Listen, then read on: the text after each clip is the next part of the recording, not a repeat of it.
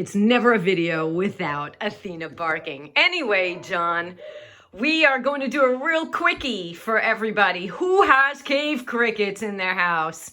We do. And we've got this storage door. You want to open it? And oh my God, I opened it earlier today and it was like the Temple of Doom inside. But as you can see, they're on the ceiling. See, you could see them on the ceiling. There were like hundreds of them. So do you want to know how to get rid of them? Believe it or not, don't mind this. This is our storage, so there's lots of messy stuff in here.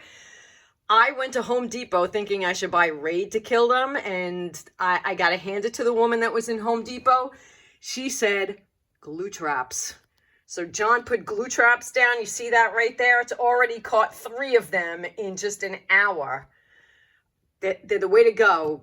We had taken out our other glue strip. I should have actually videoed it when we did because there had to be, 50 of them on there? Yeah. All stuck.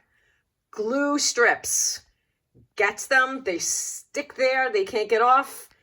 And they eventually die. And then you pick up the glue strip, throw it in the garbage, put another one down until you get rid of them all. Simple as that. Simple, right? $5 at Home Depot and takes care of it. Yeah. Da-da. All right. Da-da. Let's see. Whoa. It's been a week.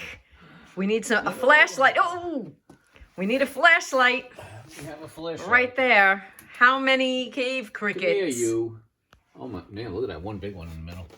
And he's ready to step on. And he just stepped on it. You can't make it up. Oh. Get out of there. Get out of there. Get out of there. Come here, you. Come on. All right. So the glue traps work. Come on.